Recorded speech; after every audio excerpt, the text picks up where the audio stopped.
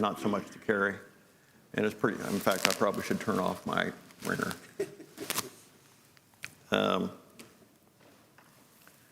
So, as I said, I'm sure glad you guys are here.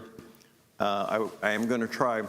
Most of you, anybody who's taught in here, and you all have been in here for class for a while, I like to do class participation. Listening to me drone on for a whole hour or so, that's tough, or even more than 5 or 10 minutes maybe. So I'm going to ask you some questions, and mostly they won't be rhetorical. I'll look for some answers. So be thinking. Hopefully you'll be tuned in and enjoy it.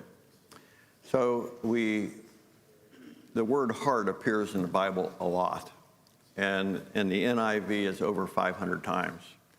In the King James Version, it's over 800 times. So it's a bunch. And we use it in our everyday speech a lot. I'm going to talk about that in a minute. So I've entitled this A Servant's Heart, and then to update it to our current, I guess, popular colloquialisms, your why. Why is it you do what you do? What motivates you? What makes you get up and do the things? What excites you? What are the things that have captivated your interest that you think are important? Smart man. Terry's over here pointing to Bernadine, who is his wife, by the way. Yeah, good job, Terry. And so, why is it you do what you do? What do you put a priority on? And the Bible addresses this a lot, but one of the ways we use the term heart has to do with that. We're going to go through a bunch of common usages of the word. I'd like for a few suggestions from you, just a couple. Where is a common way we use the term heart, and we're not talking about the organ in your body? In modern speech. Heart and soul. And what do we mean by that? Heart of gold. Okay. Someone has a heart of gold. Somebody has a heart of gold, and what's that mean? Doesn't mean they have a metal pump. Right. Okay, what does it mean? They're generous and virtuous and think of you more than themselves. Okay. Good person? Which, if we're going to say a good person, what will we say? What do we mean by that? They're great at sales. They produce gross. Is that a good person? Consideration for others. Okay. Consideration for others. That would be a priority. Anything else? Fearing God-loving person. That would be very similar. That's one of the things God tells us to do, is be considerate of others, and that would be God-fearing, doing what God says. So very good. We use a lot of terms, though, even in a less serious manner, but when we say something like the heart of America, the heartland, what are we talking about? New York? No. When we say the heartland, we're not talking about New York. What are we talking about? Middle America. And what does when we say that, usually is, what significance does it have, if any? Or is it just a stupid saying? Generalization and generalizing of the people. Okay, so it's representative of the people of America. Are New Yorkers representative of the people of America? At least from our Ohio standpoint. I got one. I hope not. What do you think? I can tell you this, that if you're in another country, they would be surprised that you hadn't been to New York if you haven't been there. And when people go to come from another country, they often come to big population centers to check out what America's about, like New York, Disney World, maybe Chicago, Miami, LA, those are the places that they often go. And the people that they meet in those cities, they think are representative of Americans. Now, to flip that right around, if you've been to France, you usually go to where? Paris. Do you think Parisians represent the majority of French people? Huh? Well, and really, Jim, that's the point. He said, I hope not, with a smile. We had a very good experience in Paris and in other parts of France, but the fact of the matter is the people who live in that major world-class city are not necessarily representative of the majority of the people in the country. But if that's all the people you've seen in that country, that's kind of the impression you get. But we don't generally consider that, at least in the United States, we don't consider our great big cities the heartland. We consider the heartland often rural, small-town America, somewhere in the interior instead of on a coast. That's just, it's just something we have in our minds. Let's look at some of the terms. Any other terms you can think of? You gave us one, heart of gold. That's very common, very good. What else? Can we have a couple other examples? Follow your heart. What does that mean? I think it kind of means do what you want. Do what you want. Okay, follow your heart means Do what makes you happy. Would that be an arrogance? Is that a negative or a positive?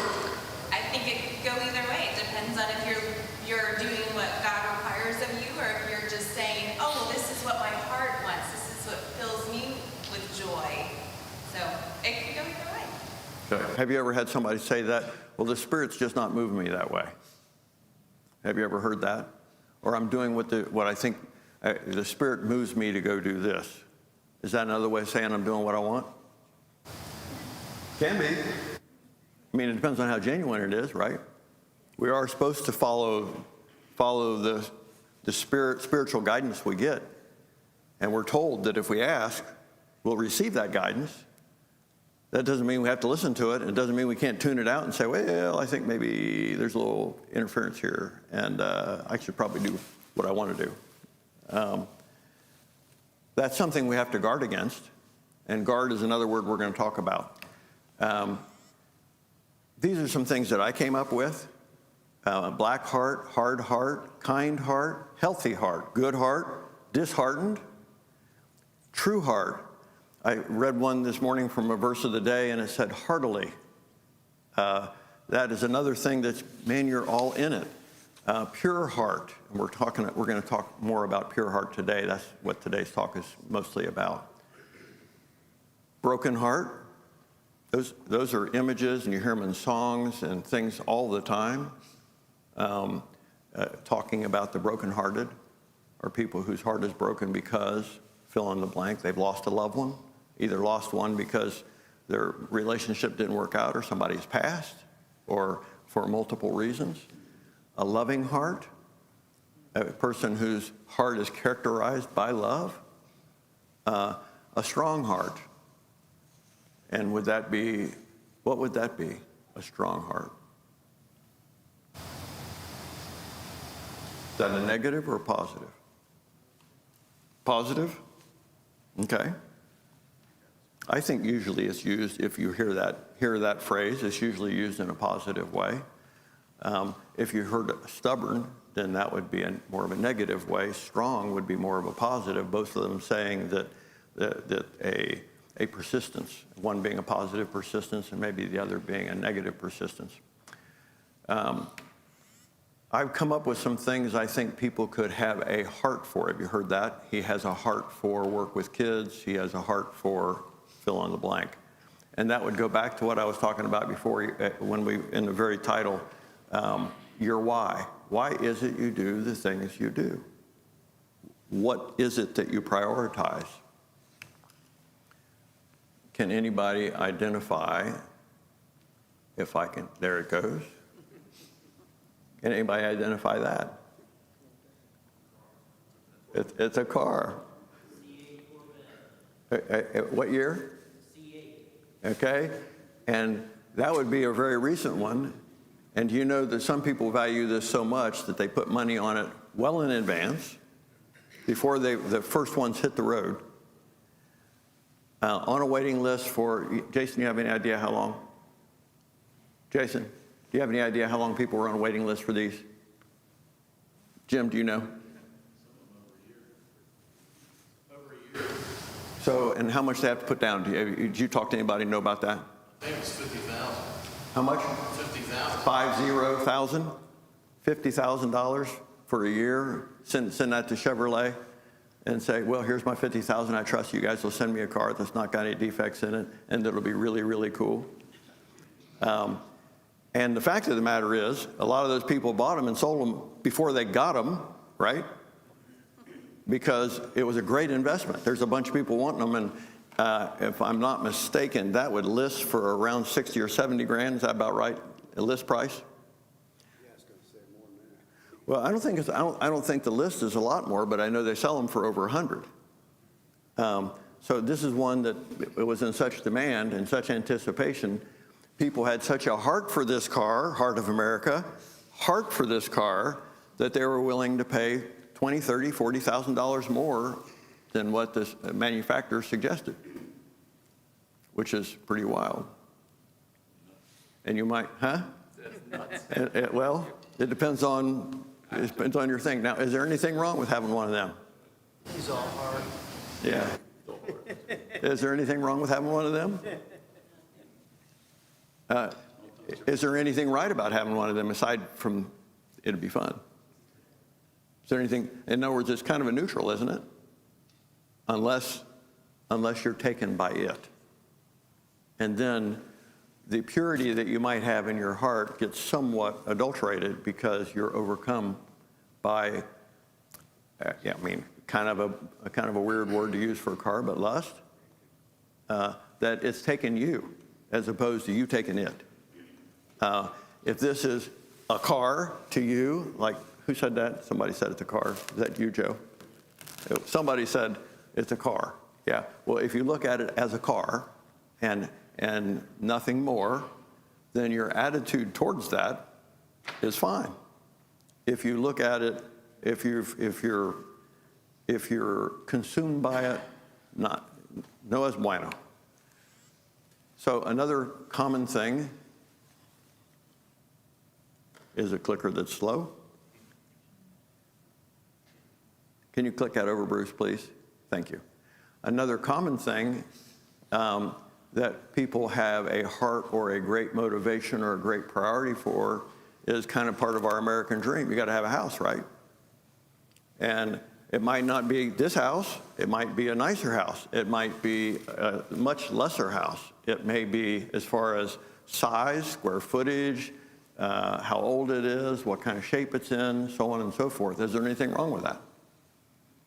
But isn't that kind of our pattern, at least during, let's say, the generation before me and the generation or two after me now, that you're going to get out of school and get a job and make some money and get a house. That's kind of part of the plan, right? And so that's one of the things that might be in your heart that you may have a heart for. That is, you think it's important enough that it's on your mind regularly. It's a significant goal that you intend to work on and achieve, and you'll put in many, many hours in order to do that. Anything wrong with that? Same answer as before with the vet. Only this might be considered more conducive to, let's say, a convivial family atmosphere, having a nice home to live in versus having a cool car. So this is one I confess I love good food. That may or may not be what you describe as good food, but if you're too wrapped up in it, same thing. If this consumes too much of your time, if this is too important to you, then it's a problem. It's a heart problem. And if it's a means to an end and it's something you get enjoyment from, I mean, God did give us taste buds for a reason. So there's nothing wrong with enjoying food. There's nothing wrong with looking forward to it. But there is something wrong with allowing it to consume you. What are these guys? have a heart for, at least demonstrated by the picture? Their team. Yeah. What team would that be? Let's say the Bengals. I'm going to say the Bengals too. Yeah. And they have a heart for it, and they get excited about it, and the tailgating and all the other things, it becomes an event. Is there anything wrong with that? Same answer, right? No mystery. It is the same answer. If you are taken by it, then it's inappropriate. So there is a term that we'll talk about in a little bit, unless I just blab on and run out of time, and that is guarding your heart. So can I like sports? Yes, I can. Can I work hard playing a sport? Yes, I can, and I can keep things in balance. But I have to be careful that that's what I do. I keep it in balance. And that's guarding my heart. We're going to talk about that in a minute. And of course, we had to put the Reds in there since they seem to be doing, except for yesterday, pretty darn good. And people get, how many here were around? I'm looking around at the hair color in the room. I know a bunch of you were here during the big red machine. Would you raise your hands? Yeah. And basically, wherever you went, the radio's on or TV's on or something, because it was very exciting. And you know, they did 2 years in a row, and I think it was the second year they were wire to wire. Started off in the lead and took it all the way to winning a World Series. Really exciting, cool stuff. And a lot of the games were not blowouts. A lot of the games were just within a run, you know, just a run. Like the one that went to the 11th inning a couple days ago, and it was one run scored in the 11th, and the Reds got it. Really cool stuff. Level of importance in your life, is that part of your why? And if it's part of your why, is it a little part of your why, or is it a big part of your why? How much of your time, how much of your heart does that consume? How about pursuit of money? I think there's something about the love of money in the Bible, isn't there, Joe? Do you remember what it says? Or all kinds of evil. All kinds of evil, yeah, that's right. So you're not supposed to have a heart for money. It doesn't mean you shouldn't work for money. It doesn't mean you shouldn't plan. It doesn't mean you shouldn't be a good steward over the access to funds that you have been granted by God. And he talks multiple times about the parable of the talents and various other instances where some people will have the opportunity to manage much, which means they'll be tempted much, which means it'll be more difficult for them to get into heaven, but it doesn't condemn them. By the same token, there are some who have very little and are poor stewards, and even that will be taken away from them. Those aren't popular concepts right now, but that is what the Bible says. So this is something that it has importance to your life, but it shouldn't have too much importance. You have to guard your heart. Same thing with career advancement. I picked a corner office picture to show that. Climbing the corporate ladder. Anything wrong with that? Climbing the corporate ladder, climbing the ladder in your shop, climbing the ladder in your crew if you're in construction or in various other things. It is basically advancement in your job. Anything wrong with it? No, unless it's out of hand. If that consumes too much of your heart, that is not what we're supposed to be doing. Same thing with education. I've mentioned several times in classes over the years, the Amish cut it off at 8th grade. That's all you need. And they got special constitutional dispensation to take their kids out of school at the end of 8th grade. And that was based on freedom of religion, that constitutional right. And so if you're not Amish or don't have a religion that says that that's it, anything more is idolatry of education, then you can be charged with truancy for not having your kids in school, or the kids can be adjudicated truant through a juvenile court. But if you're Amish, not so. And the reason behind it is that while having a fundamental education to do the things you need to do in life are important, being taken with education is just like being taken with all the other stuff we're talking about. So it is a matter of balance, and it is a matter of guarding your heart. You might really enjoy boats, don't enjoy it too much. You might really enjoy, let's see if this works. Help. There we go. You might really enjoy airplanes. That's something I've got to guard my heart over because it is fun.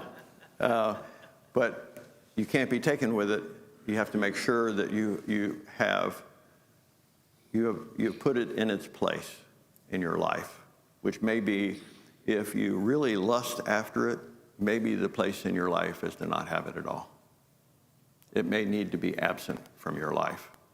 And there are other things like that that you can, if you're guarding your heart and you recognize, I have a weakness for this, and this may overtake me. It takes too much of my energy, too much of my attention. It makes me a less godly person. Then that's something that needs to be excluded from your life.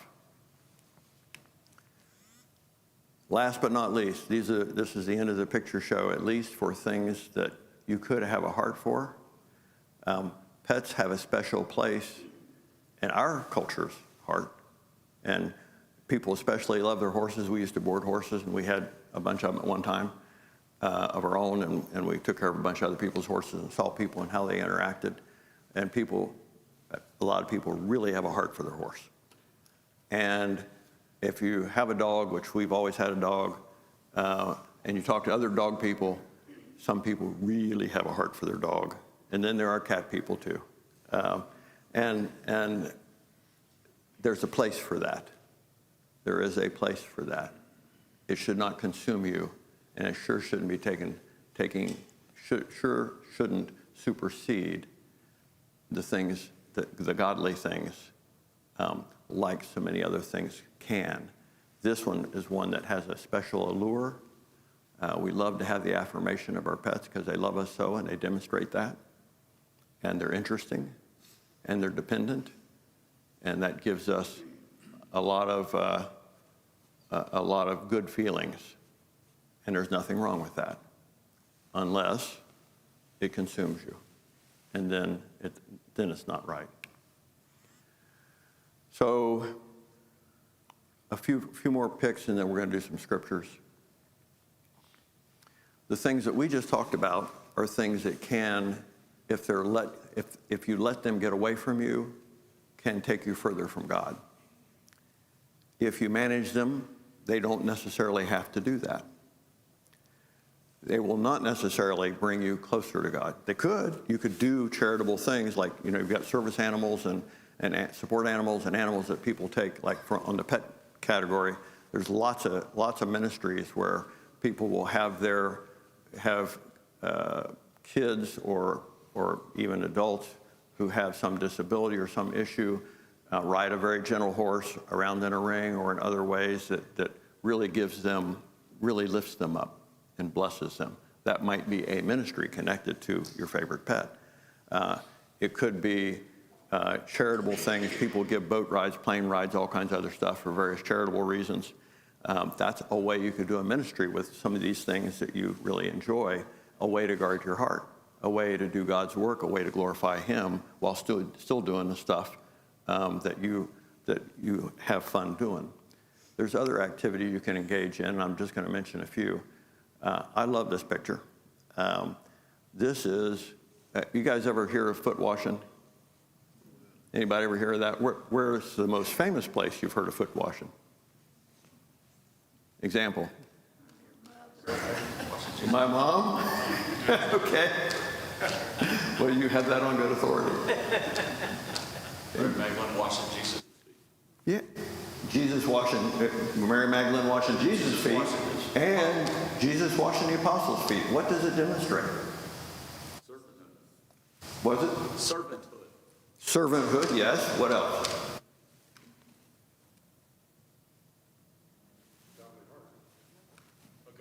A godly heart. Humility. Who said humility?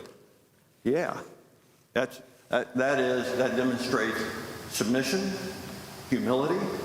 It is a manifestation, I believe, of love. Anything else? When you do an activity that is in its essence demonstrating the things that we talked about just now, that is something that will tend to strengthen your heart. That will tend to give you a more godly heart, because those are things that God has told us to strive for. By the way, she was washing her feet, and then she did a pedicure. And they both got a big kick out of it. And that's on the front porch. It's impromptu. It wasn't a scheduled event. It wasn't a big ministry. It was just something she wanted to do for her grandma. So how about this? What's going on here that has to do with the heart? That could improve or diminish your heart. I love this picture.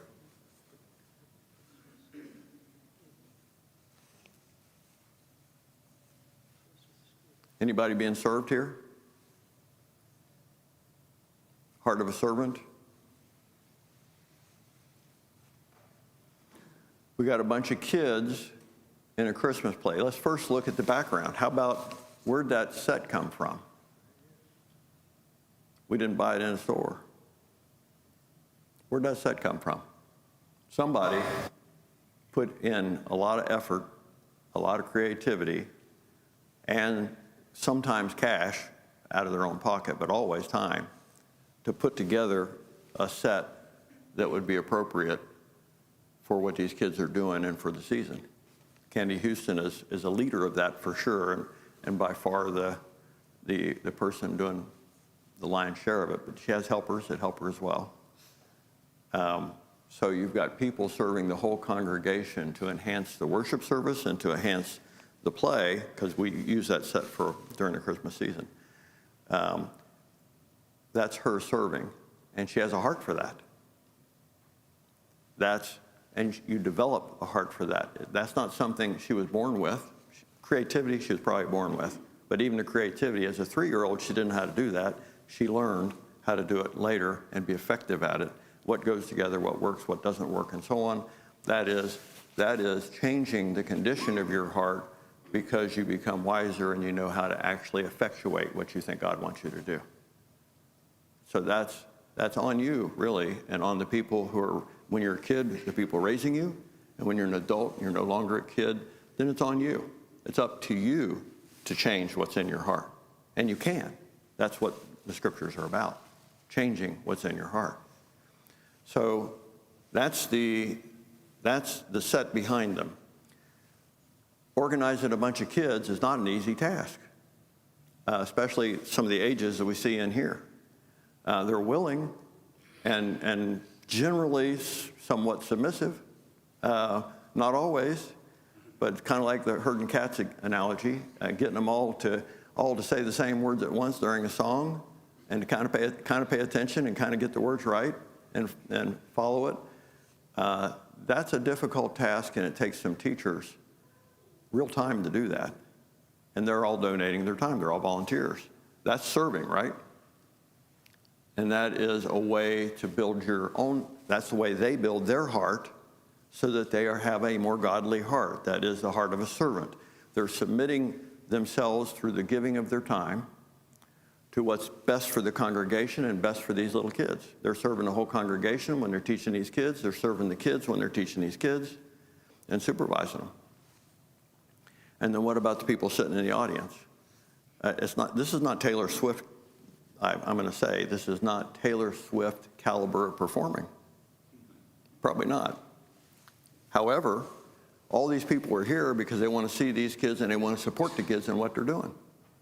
So whether they sing off key or they mess it up or they do something silly, which is often more entertaining than what they're there to do in the first place, that lifts everybody's heart. And in the meantime, the kids are being lifted up by often their parents in the aisle and their grandparents in the seats, the parents in the audience, and all the people who are there to watch and support them, who are also there to watch and support the teachers, and who are also there to enjoy the aesthetics that have been developed by people to help make all this thing come together. That's godly work. And it all is to God's glory, because that's what the whole thing's about. This is good stuff. And you can choose to involve yourself, or you can choose to pass on it. And if you pass on it, is there anything wrong with that? No, this is not everybody's thing. So you don't have to feel guilty because you don't be a leader in a children's Christmas play at church. But if you do choose to do that because that is something you have a heart for, it will help strengthen your heart. and glorify God. How about, this is Ben and Xander carrying stuff over to the youth house. Basically just a real quick, instant, just takes a second. They're carrying stuff to bring for the youth educational program over to the youth house. This is dad giving an example to kid.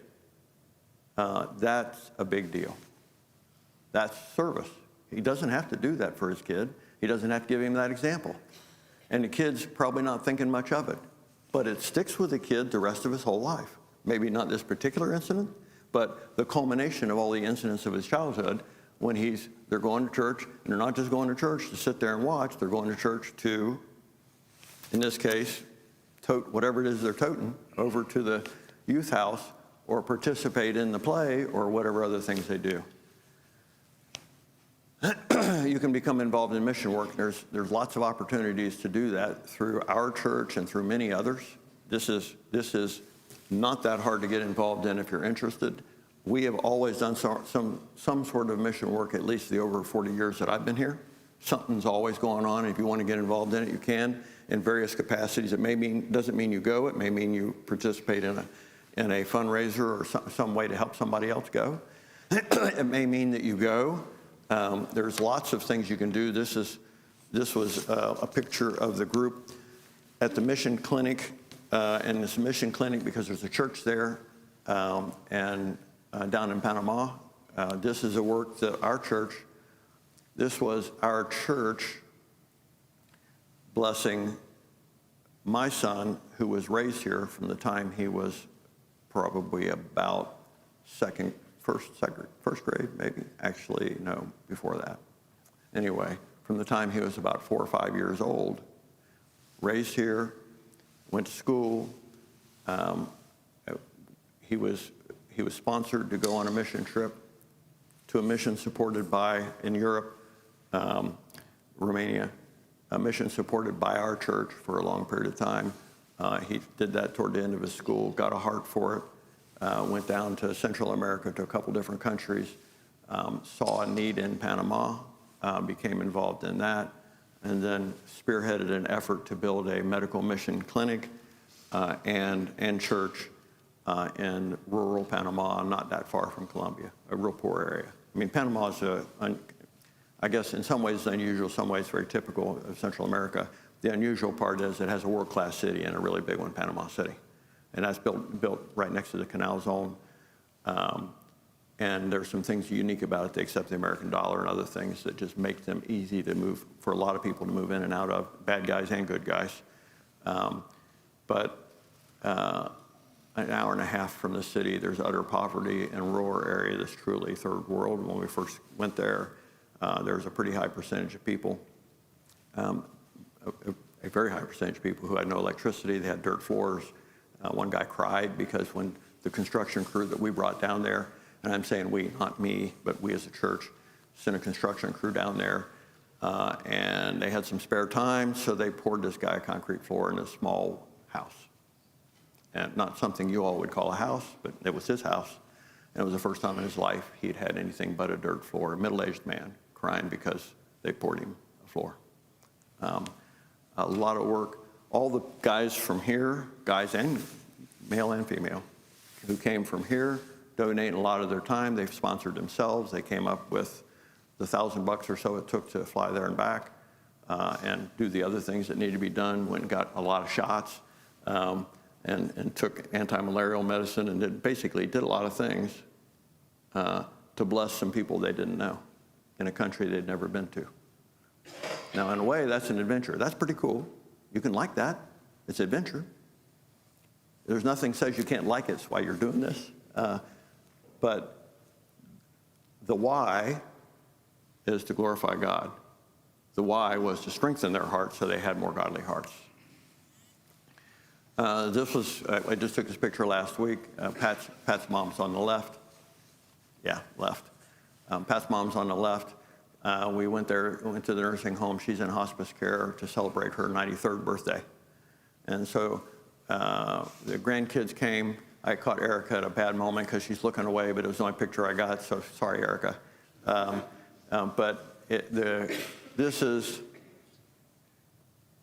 not fun for them.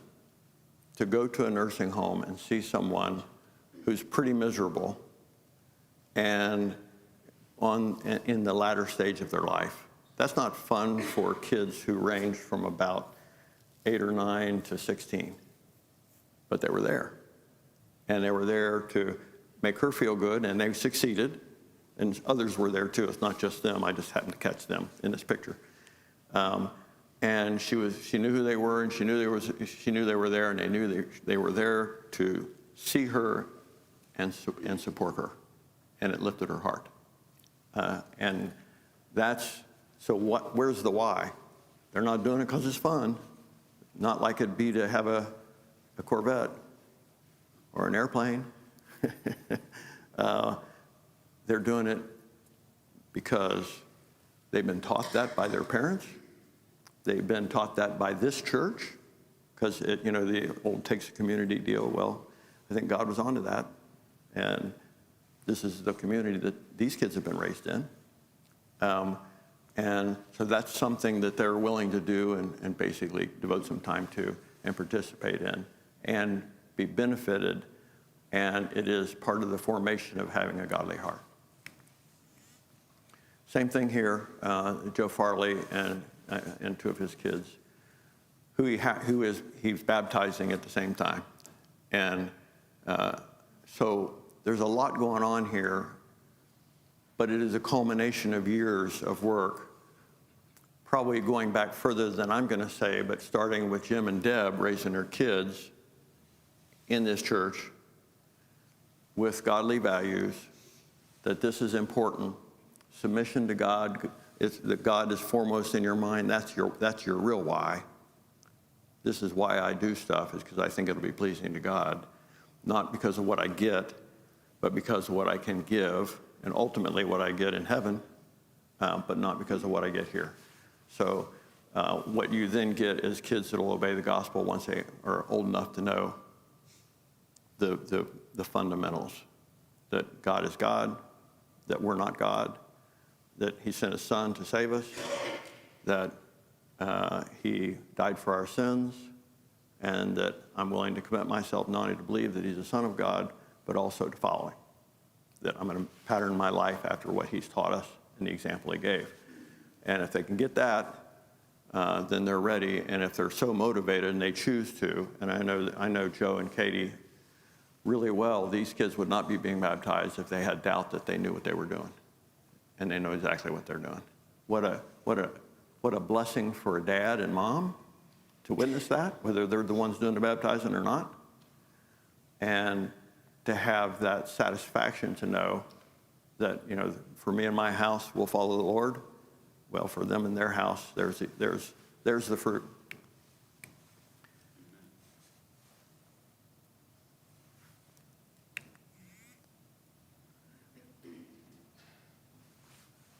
Okay.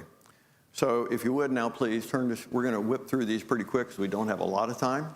But it was meant to be that way. With the visuals, I hope were helpful. Let's go to Luke 6:45.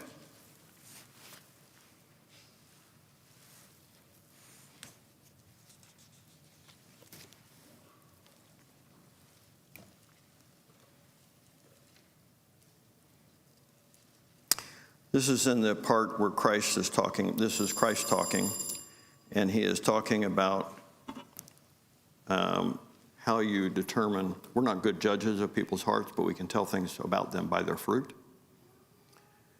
And in 45, the good man brings good things out of the good stored up in his heart, and the evil man brings evil things out of the evil stored up in his heart.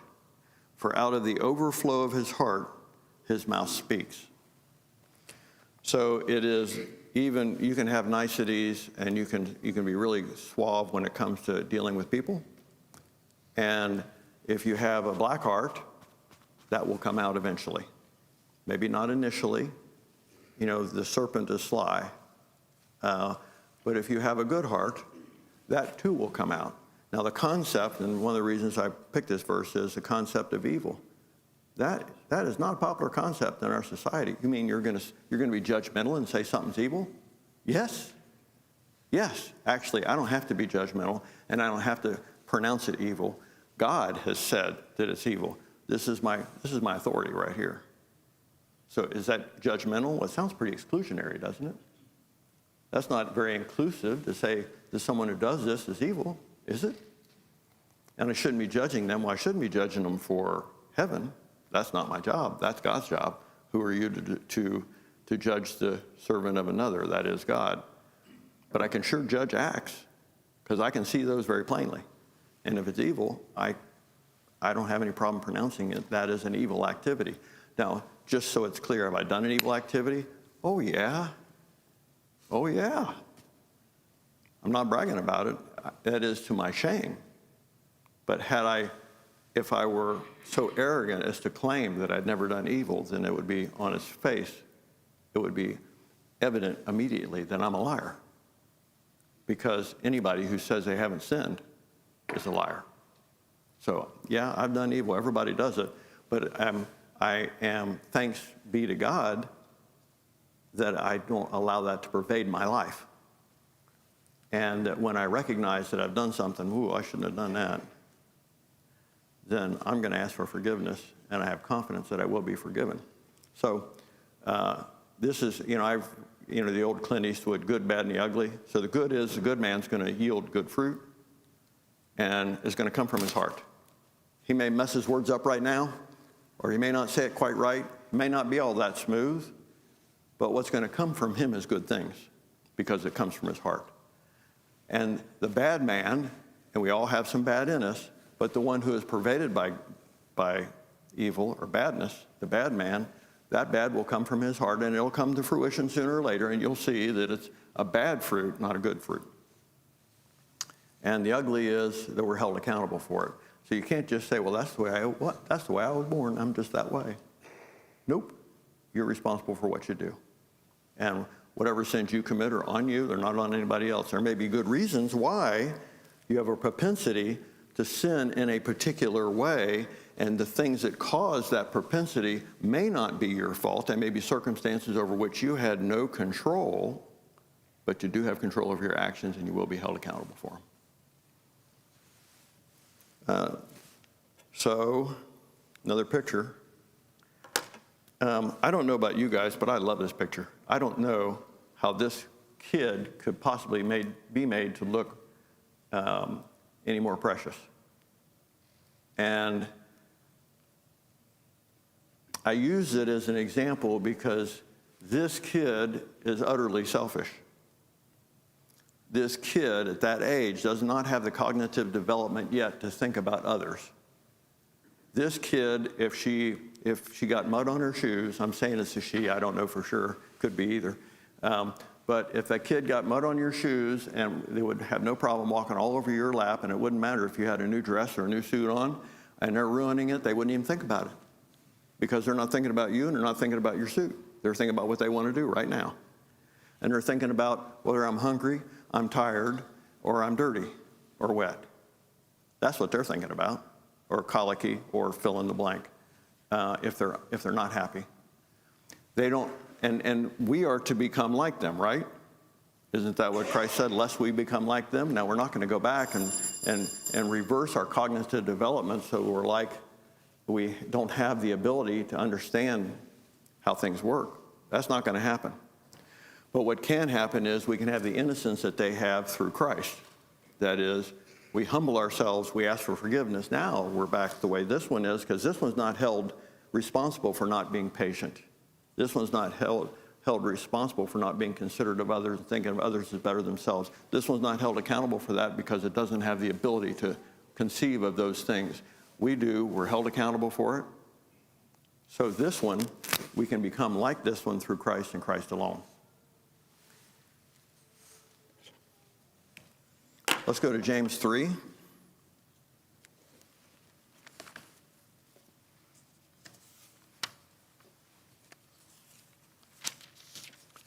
James 3:14. Could I have a volunteer, please? Somebody who could read another scripture for me in a minute so we can move along a little faster. Would you get it for me, Sean? You ready? 2 Timothy 2:22. all twos, 2 Timothy 2:22. Okay, so James 3:14 through 16.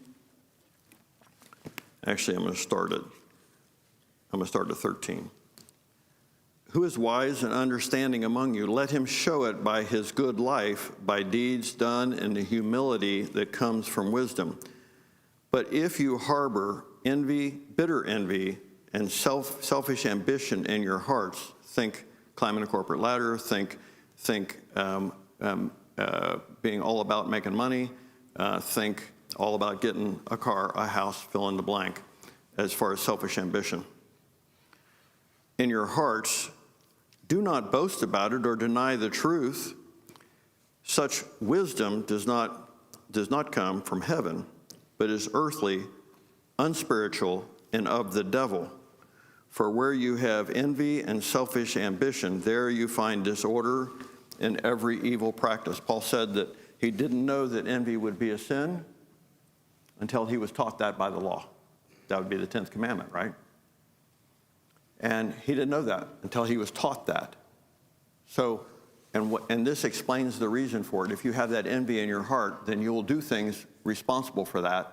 I mean, that is responsible for it, leads to bad acts because of your resentment of someone else because of what they have that you want.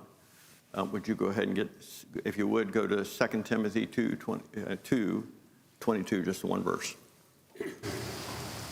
Flee the evil desires of youth and pursue righteousness, faith, love, and peace, along with those who call on the Lord out of a pure heart.